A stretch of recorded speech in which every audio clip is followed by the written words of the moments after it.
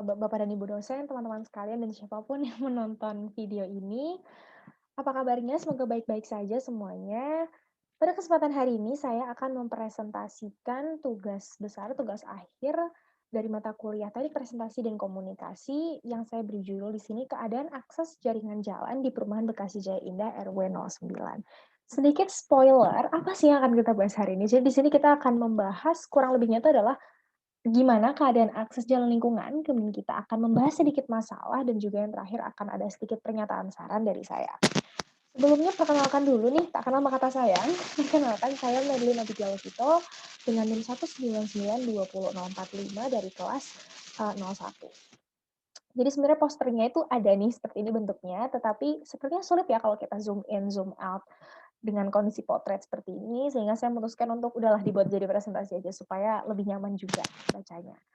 Jadi kita masuk nih ke dalam presentasinya. Yang pertama, deskripsi lokasi dulu. Jadi RW 09 Perumahan Bekasi Jaya Indah atau biasa disingkat sebagai BJI itu berada di kota Bekasi, tepatnya ya di Kelurahan Bekasi Jaya, Kecamatan Bekasi Timur.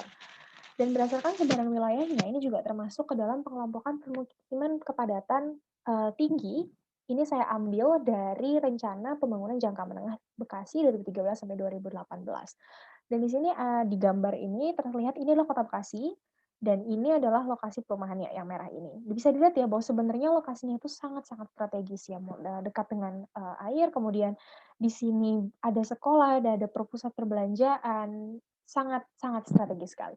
Karena masalah pandemi juga nih, jadi saya tidak bisa melakukan pengambilan data ke kantor kelurahan atau ke kantor RW, sehingga saya hanya mengambil datanya dari RPJM tadi, yaitu tentang populasi dan luas wilayahnya.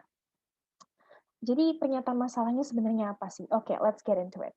Jadi di tahun 2019 itu ada wacana pemortalan untuk meningkatkan keamanan penduduk.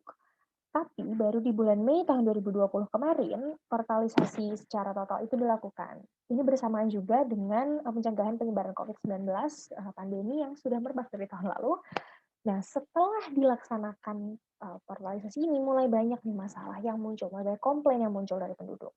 Beberapa poin masalah yang akan saya highlight pada presentasi ini adalah yang pertama portal permanen, kemudian yang kedua adalah polisi tidur di jalan utama, kurangnya sosialisasi, jalan rusak, dan limitasi akses. Bagaimana maksudnya ini nanti kita akan bahas di presentasinya. Ini ada dua gambar yang saya tambahkan di sini. Yang pertama ini adalah kurangnya sosialisasi. Jadi di jalan utama, di satu-satunya jalan yang bisa dilewati ya, itu dijadikan acara gitu, dijadikan tempat acara sehingga jadi tidak bisa lewat. Dan di sini juga pada peta citra yang saya ambil dari Google Maps, ini terlihat akses jalan itu sebenarnya sangat banyak, tapi yang dibuka hanya sedikit.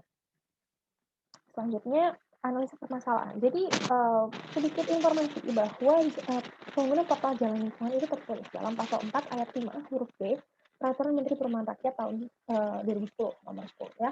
Dan peraturan pembuatan polisi tidur pun tercantum juga di keputusan Menteri Perhubungan tahun 94 pasal 4 sampai 6.